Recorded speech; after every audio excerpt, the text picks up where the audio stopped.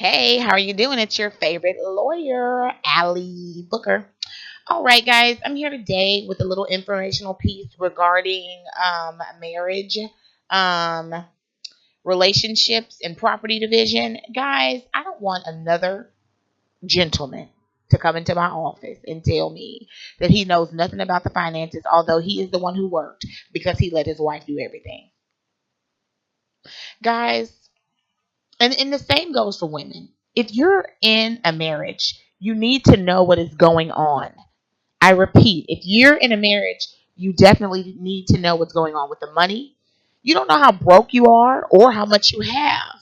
And when it comes down to people separating, you really see who people truly are. And a lot of the times, people change who they are. They show you another side. You may have been married to somebody for 15 to 20 years, 40 years. But when it's time to get that divorce, people are for themselves. They're trying to come out on top.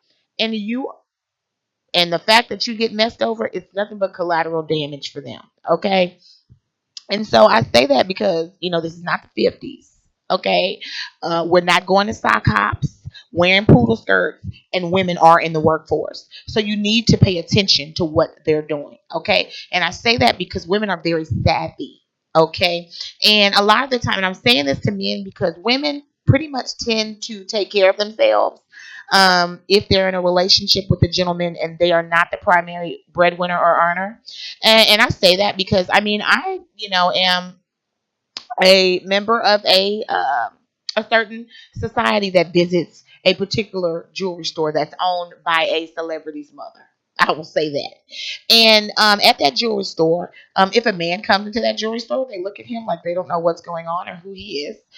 First of all, you have to be buzzed to be let in. Second of all, if you come in there asking about a layaway or any sort of accounts for anybody and you're a man, you will get nowhere. They will tell you they don't know who you're talking about or who the person is. And they will then get on that telephone and call that woman and let that woman know that you have come by to see what's going on. The reason being is because even housewives know how to stash money. Okay. And one of the ways that they do that is to put it off in jewelry. Okay. Go and buy pieces of jewelry. And there are different stores that will assist them in, putting a layaway that may be, a $10,000 layaway for a $10,000 piece of jewelry. And that woman can get $50 a week out of grocery money or otherwise and take it to that jewelry store and put it off in jewelry. So that if something is to occur and there's a property division or a split, she has something that she can hop pawn or sell to have value. And women are very meticulous and smart like that. Men, you just tend not to be. Okay. So a lot of the times when it comes down to a separation or a divorce, my male clients are kind of left holding the bag. They really don't know what's happened. They've been working for 20, 30, 40 years and they don't know where the money is. Okay. And that is it's a bad thing because it's hard, to figure out what's going on with the money and what she's done with it.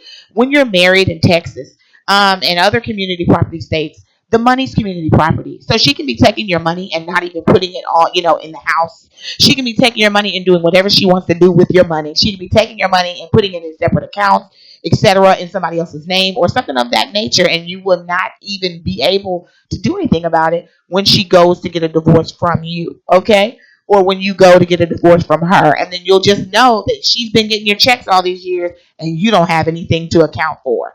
So, I'm sorry, to account for your money. So just make sure that you're paying attention. I'm not telling you all not to trust your significant others. You should, because if you can't trust the person, you definitely can't be in a relationship with them.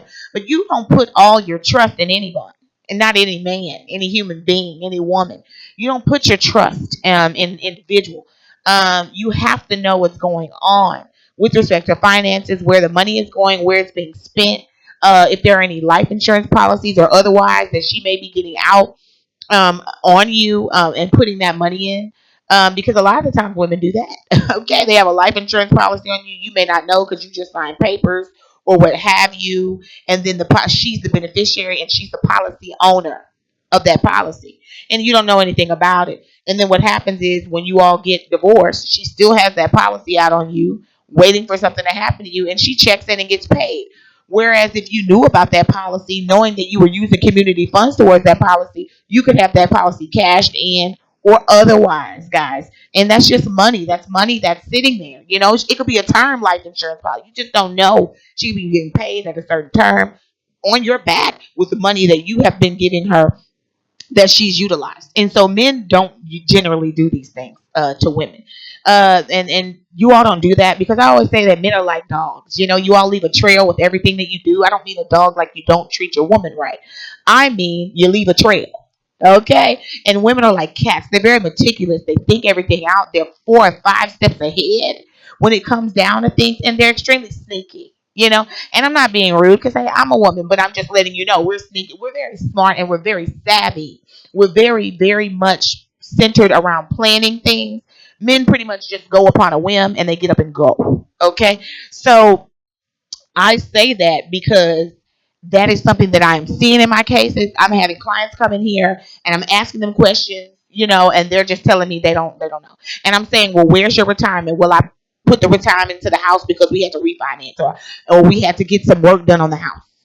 And I'm going, so you got work done on the house. You cashed in your retirement. Oh, yeah, and we had to go do this with it. My wife told me we needed this for this. And I'm like, so where is the thing that you all put the money towards? And they never had it. They never know what happened. It kind of dissipates, okay? And then so then you're stuck. You're going through a divorce, and you have no 401k to live off of for the rest of your life because you're feeling as if your wife is going to be able to provide, right? Or she wouldn't leave you stuck out, or that you all are going to be together forever. And I don't tell people to go in to a marriage planning a divorce, but what I'm letting you know is it happens all the time. You know, I have seen men do this as well, where they want to get a divorce, and when they realize that it's too much money that they're going to have to pay the woman, they back up, convince her to stay with them, and then get rid of all that money some kind of way, and then divorce her behind, and then she gets nothing. Same thing happens to men. A woman will move to divorce him. She will see that he's going to get half of certain things. She will then decide to reconcile with him.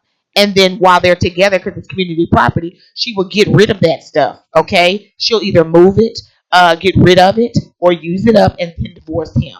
So what I'm trying to do is make sure that everybody just has a common understanding with their spouse or significant other with respect to what the value of your community property estate is and where the money is going. You just don't want these things to happen to you. And when they happen to you later on in life, when you're in your 60s and 70s, sometimes you can't recover. You can recover in your 40s, you can recover in your 30s. You know, you can probably recover in your 50s, and you're going to have to work a little bit longer. But in your 60s and 70s, and that stuff happens to you, it's very hard for you to recover. You really don't have much money to go and get or make. Okay, so if you guys have any questions about what I've said, feel free to drop me an email. You guys have a fantastic day.